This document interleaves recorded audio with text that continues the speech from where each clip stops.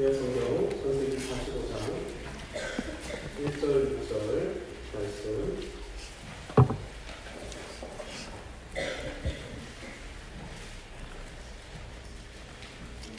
찾으셨으면 다 함께 공독하시겠습니다.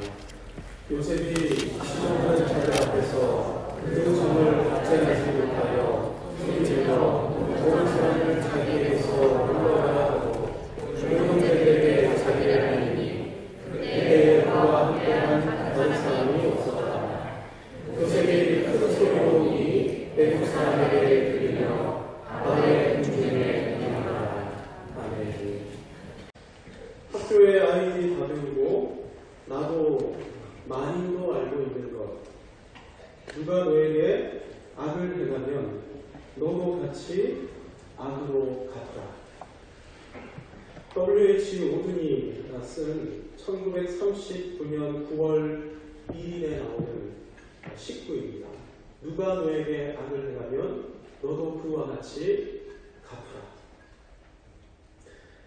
여러분, 이 시를 통해서 이 세상이 어떤 세상인지 분명히 드러나고 있습니다. 이 세상은 용서하는 것이 아니라 눈에는 눈, 이에는 이로 맞서는 것이죠. 그래서 실수로 인해 어떤 일로 인해 국경을 침범한 어떤 나라도 우리가 국경을 침범했으니 용서해 주십시오. 우리가 잘못했습니다. 여러분, 역사 가운데 이런 성명을 발표한 나라는 한 번도 존재한 적이 없습니다. 도시 메데스가 장갑을 잃어버렸나이다. 그 장갑을 훔쳐간 사람은 신께서 지정하신 성전에서 눈이 멀고 미치게 하여 주소서. 영국의 고대 목욕탕에 새겨져 있던 글귀입니다. 고고학을 통해서 발굴된 고대 목욕탕의 유적을 보니까 이런 글이 적혀져 있었습니다. 저주를 퍼붓는 기도이죠. 여러분, 고고학자들의 발견에 의하면 고대 로마인들은 목욕탕을 이용할 때마다 목욕탕의 신에게 이런 저주의 기도를 올렸습니다. 갖가지 욕으로 채워진 저주의 기도문이 목욕탕 곳곳에 새겨져 있는 것이죠. 목욕탕을 뭐하러 갑니까? 쉬러 가지 않습니다. 쉬러 가는 그곳에서 쉬지 않고 남들이 볼까 한 비퉁기에 앉아서 저주를 퍼붓는 기도문을 새겨놓는 모습. 여러분, 이 세상의 적나라한 모습이 이런 모습이 아닐 수 없습니다. 죄인의 본성은 용서하지 않습니다. 죄인은 언젠가 내가 반드시 복수하겠노라. 복수심에 사로잡혀서 살아갑니다. 하지만 우리 예수님은 전혀 다른 기도를 가르치셨죠. 우리가 우리에게 죄진 자를 사하여 준 것 같이 우리 죄를 사하여 주옵소서. 주님이 가르쳐 주신 기도의 큰 주제가 용서입니다. 이 세상에는 없는 비본성적인 행위. 여러분, 이것이 하늘에서 이루어진 우리 주님의 뜻이며 주님이 이 땅에서 이루어 가기를 원하시는 하나님의 나라의 모습입니다. 용서로 가득한 세상. 2차 세계대전이 끝나고 10년 후에 평화 사절단이 폴란드의 그리스도인들을 방문했습니다. 그들이 폴란드 그리스도인들에게 이렇게 물었습니다. 서독의 그리스도인들을 만날 용의가 있습니까? 그들은 독일이 폴란드에 행한 일에 용서를 빌고 새로운 관계를 맺고 싶어 합니다. 우리가 이 사람들의 의지를 받아서 여러분들을 방문하러 왔습니다. 여러분, 받아주시겠습니까? 한동안 침묵이 흐르다가 폴란드인 한 명이 이렇게 대답을 했습니다. 당신들의 요구는 절대 이루어질 수 없는 불가능한 것입니다. 바르샤바의 돌 하나하나가 모두 폴란드인들의 피로 젖어 있습니다. 보이지 않습니까? 우리는 용서할 수 없습니다. 이 모임이 끝날 때 의뢰인 그리스도인들이 하는 것처럼 이 모임도 주님 가르쳐 주신 기도로 모임을 하게 되었습니다. 하늘에 계신 우리 아버지, 아버지의 이름을 거룩하게 하시며 아버지의 나라가 오게 하시며 아버지의 뜻이 하늘에서와 같이 땅에서도 이루어지게 하소서. 오늘 우리에게 일용할 양식을 주시고 우리가 우리에게 잘못한 사람들을 이 대목에 이르자 전원이 침묵을 하기 시작했습니다. 기도를 멈추었습니다. 방 안에 긴장이 감돌았습니다. 조금 전에 그렇게 힘주어 말하던 폴란드인이 눈을 뜨고 이렇게 말을 합니다. 당신들의 요구를 수락해야 되겠습니다. 용서하지 않는다면 우리는 더 이상 주기도문으로 기도도 드릴 수 없고 그리스도인이라 자처할 수도 없습니다. 우리의 인간적인 힘으로 도무지 용서할 수 없지만 하나님이 우리에게 힘을 주실 것입니다. 여러분을 용서하겠습니다. 그로부터 18개월 후 폴란드의 그리스도인들과 서독의 그리스도인들이 비엔나에서 만나 교제의 약속을 나누었습니다. 그리고 지금까지 우호 관계를 유지해오고 있습니다. 세상에서는 용서가 없지만 주님께는 용서가 있는 것이죠. 주님은 용서해 주시려고 이 땅에 내려오신 우리의 구원자이시기 때문입니다. 예수님을 구주로 믿는 그리스도인은 용서받은 사람입니다. 사랑하는 성도 여러분, 우리는 모두 예수 그리스도의 보혈의 피를 의지할 때 그 보혈의 능력으로 말미암아 용서받은 사람들입니다. 할렐루야. 그래서 용서가 없는 이 세상에 용서를 흘려보낼 수 있는 유일한 존재가 바로 그리스도인입니다. 그리스도인은 용서받은 사람이며 용서하는 사람이기 때문입니다. 많은 사람이 용서는 힘없는 사람, 약한 사람만 하는 비굴한 행위이고 그래서 용서는 매우 무기력하다 이렇게 생각합니다. 하지만 실제로는 정반대입니다. 가장 견고한 사람만이 할 수 있는 행위가 용서이기 때문입니다. 용서받은 사람, 그래서 내 안에 있던 모든 사슬이 풀어져 있는 사람, 여러분 이런 사람만이 할 수 있는 가장 견고한 행위가 용서이기 때문입니다. 그래서 용서는 세상을 바꾸는 가장 강력한 은혜의 무기입니다. 무자비의 사슬을 끊을 수 있는 유일한 무기, 여러분 그것이 바로 용서인 것입니다.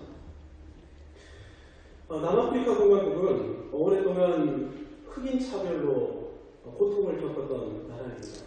이 나라에서 실제 있었던 일입니다. 한 흑인 여성이 본인의 아이들을 안고 거리를 걷고 있었습니다. 이때 백인 남성 하나가 다가오더니 이 흑인 여성의 얼굴에 침을 뱉는 겁니다. 흑인이라는 이유 하나만으로 이런 비인간적인 행위를 길거리에서 수많은 사람들이 지켜보고 있는데 심지어는 이 여성의 아이들도 보고 있는데 침을 얼굴에다가 뱉은 것입니다. 여러분 이때 이 흑인 여성이 멈춰서서 다음과 같이 말합니다. 감사합니다. 이젠 저희 아이를 차립니다. 저에게 침을 뱉었으니 제 아이에게 침을 뱉으십시오.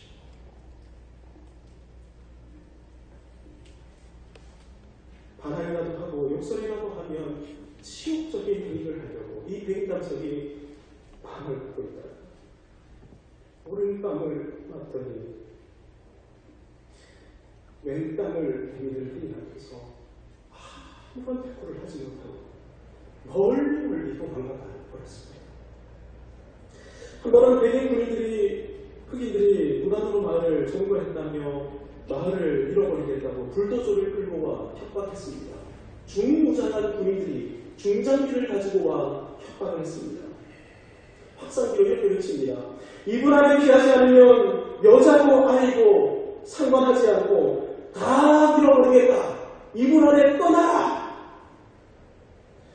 당시 남성들은 다 일하러 나가 있었고 힘없는 여성들만 남아있던 터라 여러분 이 여성들이 뭘 어떻게 할 수 있겠습니까? 그러던 중 여성들이 기이한 행동을 하기 시작했습니다. 중장비로 무장한 군인들 앞에 일렬로 서더니 옷을 전부 벗기 시작한 것입니다. 백인 군인들이 네덜란드의 개혁파 그리스도인이었고 엄격한 도덕률을 지키면서 산다는 사실을 알았기 때문에 그 앞에서 옷을 벗었던 것입니다. 이걸 보면서 군인들이 그나마 신앙이 안심이 있었던지 이걸 우리가 보면 안 된다 그러면서 모든 장비를 철수하면서 다 도망가 버렸습니다. 그리고 마을은 지금까지 그대로 보존이 되어 있습니다. 이 남아공의 흑인 그리스도인들이 흑인 차별을 극복하려고 예수님의 산상수훈을 공부하기 시작했는데 이 가운데 개발한 전략이 비폭력 전략이라는 전략입니다. 이 전략을 계획으로 사용했던 사건이 1994년의 비폭력 혁명입니다. 많은 사람들이 심각한 유혈 사태가 벌어질 것이다 이렇게 예견을 했지만 여러분 이 사람들은 굴하지 않고 끝까지 무혈 혁명으로 비폭력 전략으로 혁명을 완수해냈습니다. 이 비폭력 무혈 혁명의 결과 그해 넬슨 만델라가 남아공 역사상 최초의 흑인 대통령에 취임하게 되었습니다. 여러분 이 만델라가 취임하자마자 어떤 전략, 어떤 정책을 구사했냐면 진실과 화해위원회를 소집하면서 용서와 화해로 과거사를 청산하겠다 이런 성명을 발표합니다. 흑인들을 대상으로 국가 권력이 차용했던 화형과 총살, 온갖 비인간적인 대우에 대해 당시 범죄를 뉘우치고 진심으로 뉘우치고 회개하는 백인이 있다면 누구라도 용서하고 사면하겠다. 대통령이 이렇게 발표를 했습니다. 세상에서는 볼 수 없었던 강력한 용서의 폭탄이 남아프리카 공화국을 뒤덮기 시작했습니다. 용서와 화해는 지금까지 이 남아공을 채우고 있는데요. 여러분 그 결과 남아공이 현재 GDP 세계 40위의 경제 대국의 반열에 올라서 있습니다. 아프리카에서 가장 잘 사는 가장 사람 살만한 나라가 그런 세상이 남아프리카 공화국이 되어 있는 것입니다. 사랑하는 성도 여러분, 용서는 비굴한 행위가 아닙니다. 용서는 가장 강력한 은혜의 무기입니다. 용서는 나약한 사람이 어쩔 수 없이 하는 행위가 아닙니다. 용서는 용서하시는 주님의 너른 품에 안겨 넓고 깊고 큰 사람만이 주님의 용서 안에서 흔들림 없는 평강을 누리는 사람만이 베풀 수 있는 이 세상을 향한 가장 강력한 무기입니다. 이것이 바로 용서입니다. 여러분들 누가 용서합니까? 당한 사람만이 용서할 수 있습니다. 피해 입은 사람만이 용서할 수 있는 해당 사람입니다. 내가 당했습니다. 내가 고통을 겪었습니다.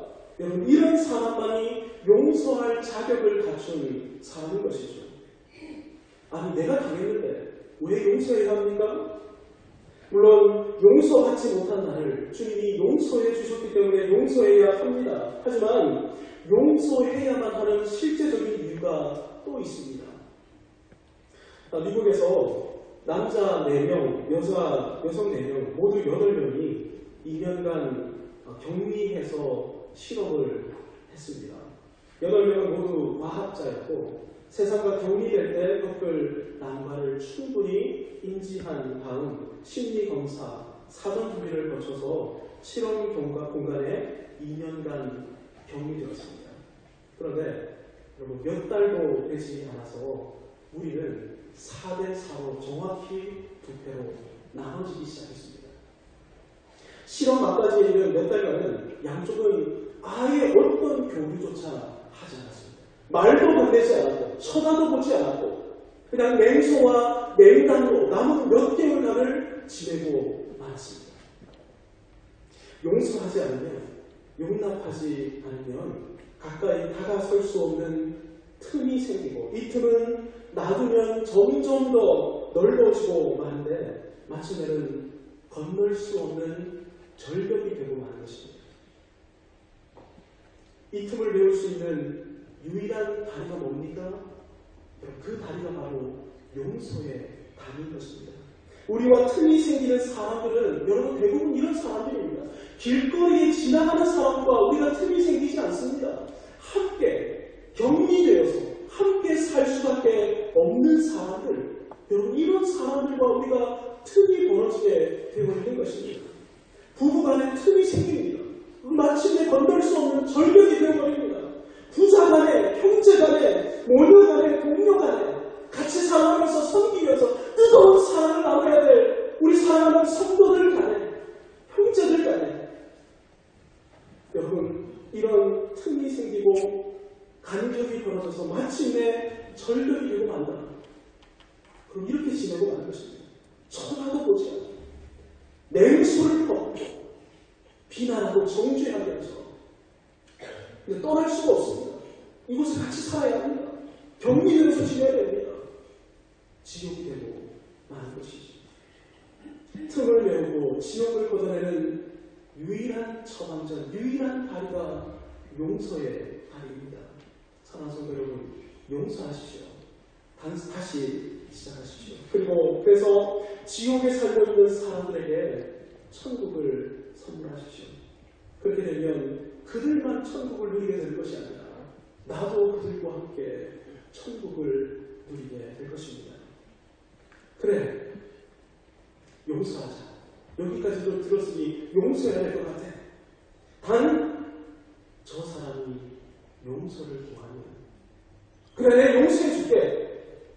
저 인간이 내 앞에 와서 무릎 꿇고 사죄하면 내가 용서해줄게. 한번 해볼게. 우리는 용서를 교환으로 여깁니다. 많은 분들이 용서를 거래로 여깁니다. 여러분, 이것은 저쪽에서 먼저 시작해야 해 라고 말하는 것과 똑같습니다. 나는 시작하지 않을 거야. 너부터 먼저 해. 네가 나한테 와서 무릎 꿇고 용서하면 내가 용서해줄게. 다시 한번 해보자. 이런 사람은 나는 용서할 준비가 되어 있다고 말만 하지 절대 용서하지는 않습니다. 용서하기 위해 자기 자신이 너무나 옳고 의롭기 때문입니다. 하지만 주님이 가르쳐주신 용서는 그냥 주는 것입니다. 여러분, 영어로 용서가 forgive입니다. forgive. 상대방을 향해 give 하는 것이죠. 주는 것입니다. pardon, 이 pardon도 용서라는 뜻을 가지고 있는데요. 이 돈의 어근이 라틴어 도눔입니다. 이 도눔이 선물이라는 의미를 가지고 있습니다. 그냥 가서 당신에게 선물로 드리겠습니다. 내가 그냥 드리겠습니다. 이것이 바로 용서인 것입니다. 그럼에도 불구하고 우리는 당한 건 난데 왜 내가 먼저 나서야지 라는 생각을 떨칠 수가 없습니다. 여전히 내가 옳았다는 말을 듣고 싶고 아직도 사과와 해명을 듣고 싶고 너그러이 용서한 것에 대해 칭찬을 돌려받는 쾌감을 누리고 싶어 하기 때문입니다. 하지만 우리를 향한 주님의 용서는 무조건적인 용서였습니다. 우리가 아직 죄인이었을 때 예수 그리스도를 십자가에 못 박고 있는 그 여자에게 주님께서는 아버지, 저들을 알지 못합니다. 저들에게 기회를 주십시오. 저들을 용서해 주십시오. 그리고 우리 주님이 그냥 우리에게 선물로 베풀어 주셨던 것, 우리가 아직 죄인 되었을 때에 우리를 위해 죽기까지 하신 하나님의 은혜와 용서, 이것은 선물입니다. 그래서 주님도 우리에게 그냥 주기를 원하고 계십니다. 고뇌하기를 원치 않으시고 상대방이 먼저 무릎 꿇고 나오면 내가 용서해 줄게, 이런 마음을 철회하고 그냥 용서를 선물해 주기를 원하고 계신 것입니다. 우리가 왜 용서해야 합니까? 나의 정의보다 하나님의 정의가 더 완전하고 탁월한 정의임을 믿기 때문입니다. 내가 용서하지 않아도, 내가 용서해도 주님께서 알아서 다 처리해 주실 것, 이것을 우리가 믿는 것입니다. 그래서 내가 정의하시고 내가 거룩하려고 하지 않는 것입니다. 그냥 나는 용서하는 것입니다. 선물해 주는 것입니다. 용서는 이 믿음의 바탕을 둔 믿음의 행위입니다. 용서를 통해 복수의 권리를 하나님께 넘겨드리는 것이죠. 공평의 문제 역시, 정의와 자비 사이에서 균형을 이루어야 할 정의 역시 하나님의 손에 놓아드리는 것. 여러분, 이런 사람들만이 할 수 있는 믿음의 행위가 바로 용서인 것입니다. 용서는 정말이지 죄인이 누리게 되는 비본성적인 행위입니다. 여러분 오늘 본문을 보면 용서가 얼마나 괴롭고 힘든 것인지 요셉을 통해 저와 여러분이 확인할 수 있습니다. 요셉은 형들로부터 말로 다할 수 없는 깊은 상처를 받았습니다. 어릴 적부터 형들이 요셉을 미워하고 시기하더니 마침내는 웅덩이에 빠뜨려 죽이려고까지 했습니다. 결국은 동생인 자신을 일신대대로 산인에게 팔아넘기기까지 했습니다. 금지 옥역으로 자란 요셉이 졸지에 애굽에서 노예로 전락하게 되었고 죄수가 되었습니다. 누가 이렇게 만들었습니까? 형들이 이렇게 만들었습니다. 이 사건 이후에 요셉은 애굽에서 온갖 공면과 죽을 고비를 넘기다 마침내는 형들의 생사를 좌우할 수 있는 권력자의 위치에 오르게 되었습니다. 복수할 수 있는 자리에 오르게 된 것이죠. 요셉도 죄인인 사람인데 얼마나 복수하고 싶었겠습니까? 하지만 요셉은 용서하시는 하나님을 알고 있었습니다. 자신을 애굽의 총리로 세우신 분이 은혜로우신 하나님이라는 사실을 너무나 잘 알고 있었습니다. 하지만 여러분 아는 것과 행하는 것에는 큰 간격이 있을 수밖에 없죠. 여러분 이런 요셉에게도 용서를 쉽지 않았습니다. 그래서 요셉은 형들을 괴롭혔습니다. 베냐민의 자리에 은자를 넣어서 누명을 씌우고 형들을 준엄하게 책망했습니다. 형들을 잡아 어깨에 넣어서 깊은 두려움도 심어 주었습니다. 보복하려는 마음이 발동했기 때문입니다. 여러분 이 과정이 창세기 44장 한 장에 나오지만 이 한 장에 나온 일이 실제로는 수개월에 걸쳐서 진행된 사건이었습니다. 요셉 이야기에서 우리는 용서가 얼마나 어려운 것인지를 다시 한번 확인할 수 있습니다. 하지만 마침내 요셉이 용서할 마음을 품었을 때 오늘 본문을 보면 내가 용서하겠다라는 마음을 품은 순간 그때 요셉은 엉엉 울기 시작했습니다. 바로의 궁궐까지 들릴 정도로 소리를 질러가며 울기 시작했던 것입니다. 용서하기로 마음을 먹었을 때 그의 마음을 채우고 있던 모든 복수심의 상처들이 빠져나가기 시작했기 때문입니다. 형들에게 정당한 원한을 품었던 요셉에게 용서가 눈물과 신음으로 터져 나왔던 것이죠. Forgive and Forget이라는 책에서 루이스 스메데스가 이런 말을 합니다.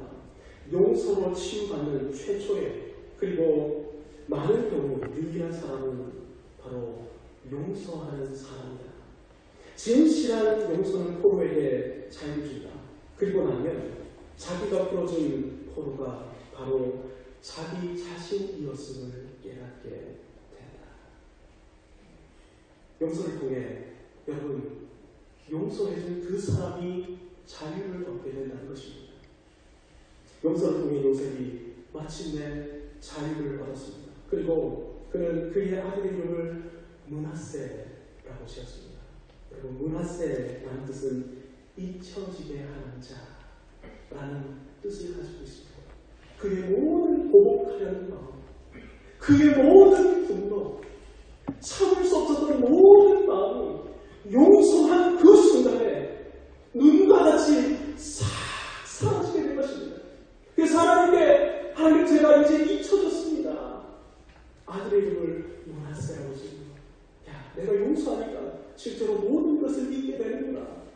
이름을 지어 늘 부르며 확인하게 됐던 것입니다. 용서할 수 없는 사람을 용서해 주시는 분이 자비롭고 긍휼이 많으신 하나님이십니다. 사랑하는 성도 여러분, 저와 여러분은 용서받은 사람입니다. 그리고 더 용서받아야 할 사람입니다. 평생 용서를 먹고 살아야 할 사람들입니다. 여러분, 우리가 용서받은 사람이라면 하나님이 우리에게 요구하시는 것이 있습니다. 내가 너를 용서해 준 거죠. 너도 용서해 주어라. 더 이상 용서를 거래하려고 하지 말라. 용서가 필요한 그 사람에게 가서 용서를 선물해 주어라. 그리고 그를 향한 보복감과 그를 향한 복수심을 이제 너도 내려놔라. 주님이 용서를 원하십니다. 용서를 통해 주님은 용서 없는 세상을 용서로 충만한 하나님의 나라로 변화시키기를 원하고 계십니다. 여러분, 용서는 무자비의 사슬을 끊게 하는 유일한 강력한 무기입니다. 주님께서 이 강력한 무기를 우리 손에 들려주셨습니다. 여러분, 이 강력한 무기를 손에 굳게 잡으십시오. 그리고 이 무기를 가지고 내가 강력한 분노로 점철된 이 세상에 나가서 이 폭탄을 내가 한번 터뜨리겠다. 용서의 폭탄을 한번 터뜨리겠다. 그래서 지옥을 없애고 천국을 도래시키는 그런 삶을 살아가기로 결단하시기 바랍니다. 용서는 나의 정의보다 주님의 정의가 완전하고 탁월함을 있는 사람들만이 할 수 있는 믿음의 행위입니다. 그리고 용서하게 될 때 여러분을 치고 있는 모든 상처들이 씻은 듯 치유되게 될 것입니다. 사랑하는 성도 여러분, 용서하십시다. 한번 따라하십시다. 용서하겠습니다. 용서하겠습니다. 용서하지 않는 것보다 용서하는 것이 훨씬 더 쉽고 그 용서는 여러분을 향한 하나님의 큰 은혜의 선물이 될 것입니다. 오늘 주신 말씀을 붙들고 여러분 이 시간 우리 함께 한번 통성으로 기도하기를 원합니다. 용서하지 못하는 사람이 있다면, 아직까지 보복하려는 마음을 품은 사람이 있다면, 지나다니면서 얼굴도 보기 싫어하고 말도 걸 수 없고 냉담함을 가지고 있는 사람이